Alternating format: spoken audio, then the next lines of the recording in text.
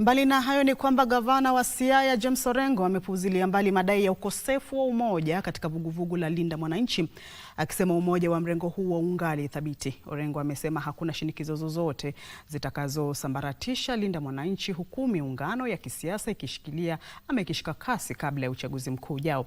Kama anavyotuarifu mwanahabari wetu Wycliffe Okech, mrengo huo ukiongozwa na Orengo pia unataka kujua chanzo cha pesa zinazotolewa na wanasiasa wanaoegemea upande wa serikali katika mpango wa uwezeshaji kote nchini.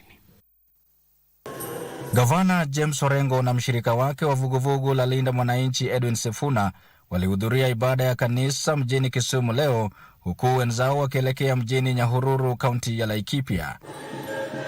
Hata hivyo, uwepo wao ulizua vurugu baina yao na kundi la vijana waliotaka kuvuruga ibada hiyo.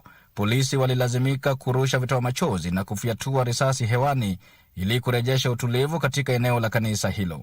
The type of leaders who can organize goons to attack a church brazenly, those type of leaders don't deserve to be part of the leadership of a nation like Kenya. Ours is just to say that these things are not going to stop us. Akiwa kanisani, Gavana Orengo alipuzilia mbali madai ya mgawanyiko katika vurugu la Linda Mwananchi. And we are walking together and we shall never be divided.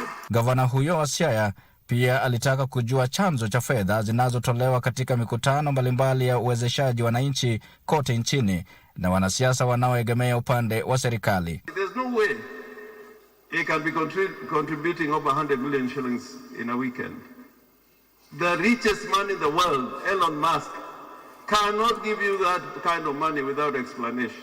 Alikariri wito wake wa kuwa na ustahimilivu wa kisiasa katika eneo hilo, huku kukiwa na ushindani mkali wa ubabe wa kisiasa katika eneo hilo kati ya kundi lake la Linda Mwananchi na mrengo wa ODM unaoongozwa na Oburu Oginga.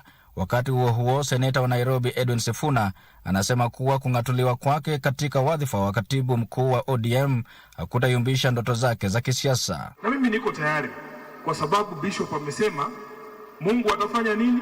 Atarejesha kila kitu ambaye itachukuliwa, ambaye nilipewa na baba na nilipewa na wananchi wataturudishia, si ndio? Aliwataka wafuasi wa Linda Mwananchi kusimama kidete katika harakati za kuleta uwajibikaji katika uongozi wa nchi hii.